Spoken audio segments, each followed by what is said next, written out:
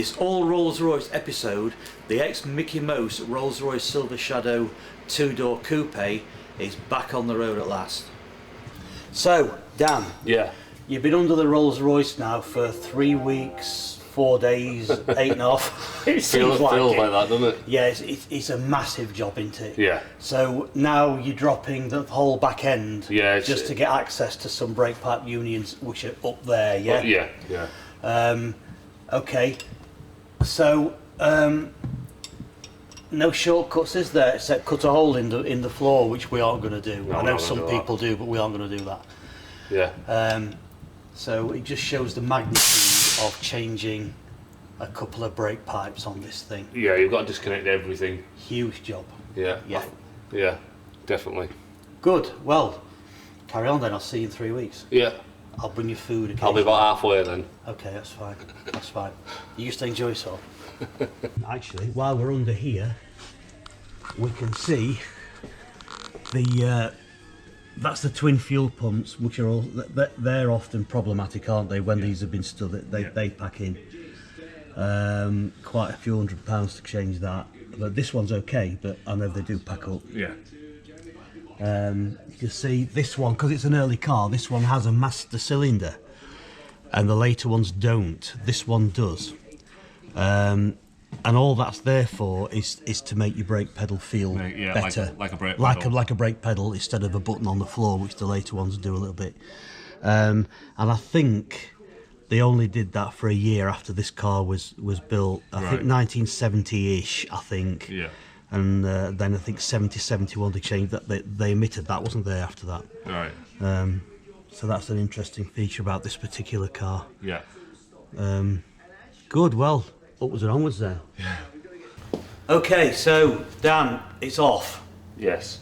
Massive job, isn't it? It's a massive job getting to some of these bolts, and also bolts that are seized. People don't realise. A lot of times these bolts are seized solid. You've got to cut them off. You can't get them out. Yeah. I mean, I think this one's been tough, but it's not been so bad, has it? No, it's not. Get it off. No, the bolts will all come out. Yeah. I mean, it's just the sheer bulk of it, and this is why this has got to come off, because these pipes here, and these are rotten here. You cannot get to these pipes with this in place. All this has to come off to get to these. I mean, I know some have been done, look, but some you can just about get to, can't you? Yeah. But you can't do these. So the whole thing has to come off to get to those. And also, while it's off, we'll change these hydraulic pipes here, because they all need doing. Okay, so while all this axle's off, I mean, you've got access to all this, and it pays to change all these fuel pipes while you can get to them. It isn't just your brake pipes and your brake calipers and your hydraulic hoses, it's all this other stuff that you can't get to with that unit up there, because these all rot as well. All these suspension pipes all need doing, and quite often these need some welding around there. This one's very good actually, but now's the time to do all that. So again, this job can mushroom. The costs can just escalate on a job like this. This one's okay, but I think we'll put a fuel filter in it as well while we can get to it. Yeah. It makes sense. Yeah. Just preventative maintenance, do it now. But you can see how these, what sound like basic jobs, on one of these, nothing's basic. Nothing's basic. It turns into a huge job quite often. Yeah. Thankfully, this guy wants it all doing, but what's the alternative? The alternative is don't do it. Eventually, the brakes fail. That's it. With dire consequences, because I mean, at this age, cars don't need an MOT anymore. No. And that's sad in many ways, because the MOT would have picked up on these. Yeah. And this car would have been taken off the road a few years ago, I'd think. So, it's up. Yes. And it's been a real pain in the butt, hasn't it? Yeah, it's not an easy task. It's not easy, is it? And it doesn't help when bolts are seized and all of that. It's hard working kit. Yeah, it is, yeah.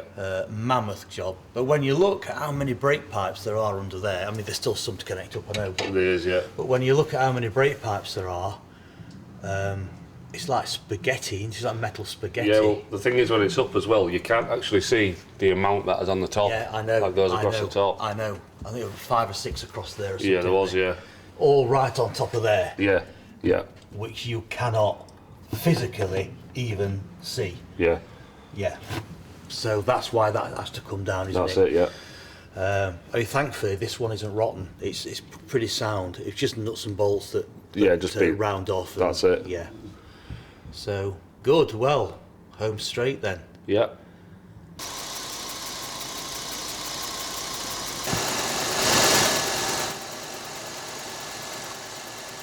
It's outside now, so it's off the ramp finally. We've got the axle back on after replacing all them brake pipes. We've put 4 new calipers on it, the 2 front ones and 2 back ones. There is 4 on the front, but we've done 2 of them. We've done a filter in the gearbox, the automatic gearbox and the seal on the sump of it, because that was leaking. We've done an oil and filter change and checked all the service bits, they're alright. So yeah, it's ready for some electrical bits sorting out and some upholstery sorting out inside. I'm ready for a test drive, see how it actually drives.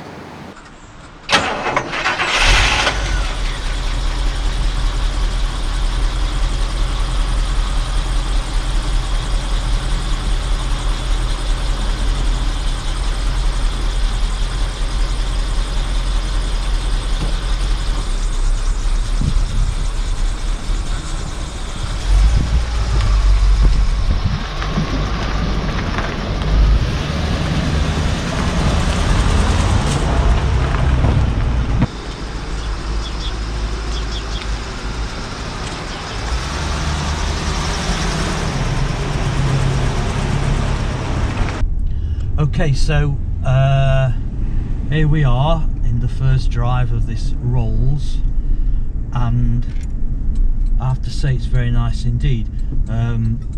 You will hear a rattling on this door. That's because the door panel's off in readiness for it going up to the auto electrician, because there's a bit of a fault on the electric window, so you will hear there are loose things in the door, so you will hear the door rattling. But other than that, this is driving really nicely, as it should.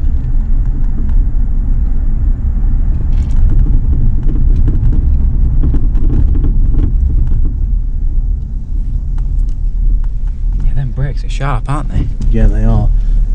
The thing is, the pedals go down a fair way if you aren't used to them, but that's just how the system works. So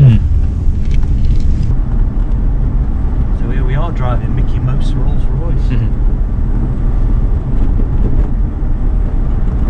This car's done 88,000 miles, most of it to Monaco and back. Oh, because that was the trip he used it for, didn't he? Yeah. I think he lived in Monaco for a while.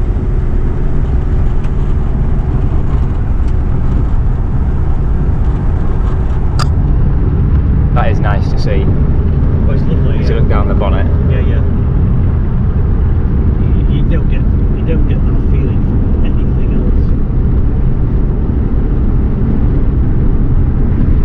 else. Even though they cost a lot, you could see why people, if they had the money, they thought, yeah, I'll have a bit of that. Yeah, exactly.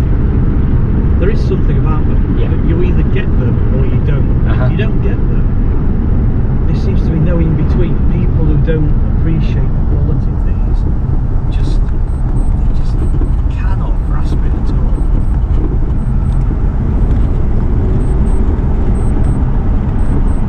You say they're the more the people who like the sportier aspects of cars.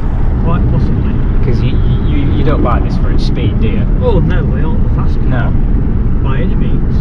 No, not at all. I know they've got a thumping great V8 engine up front, but they're a heavy thing, you know. You don't hurdle one of these along quickly.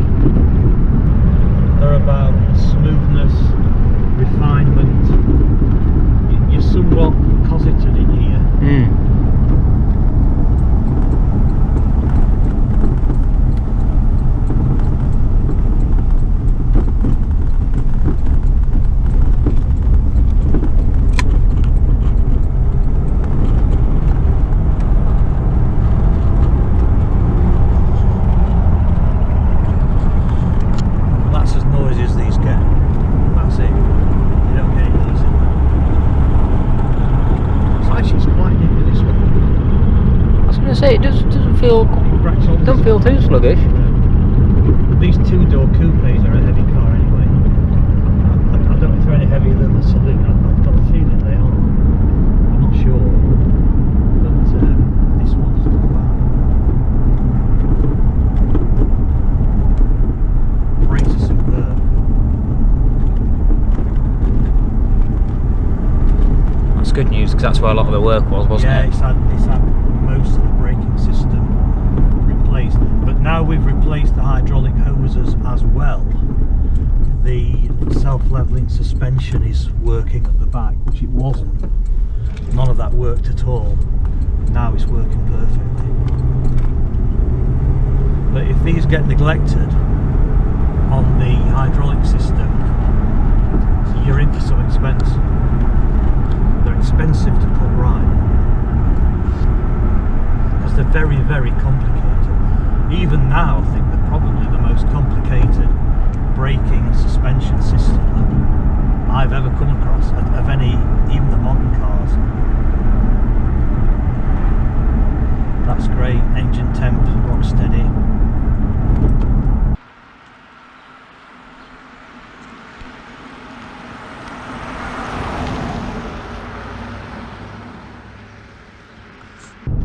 Nice colour, isn't it? Yeah, it works. It does work.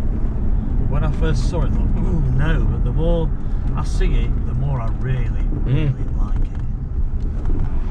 I love the interior. Yeah, the contrasted piping's nice, comfortable, isn't it?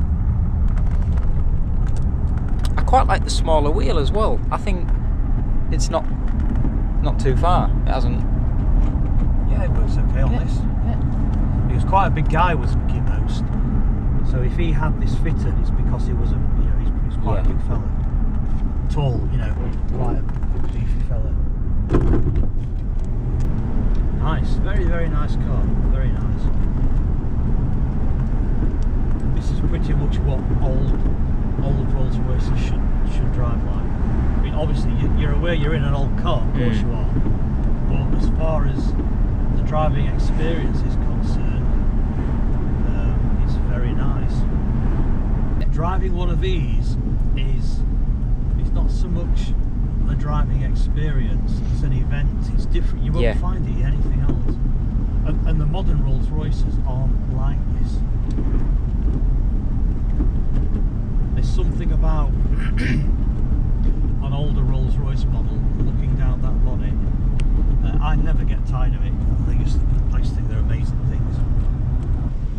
I mean, this is a unique Rolls Royce. There isn't another one like this. There isn't another one with the options this has on it. The colour scheme that Mickey Most chose must have been quite daring in its day.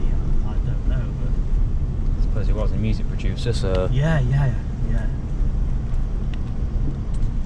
It's a car befitting of a probably at the time the world's foremost record producer.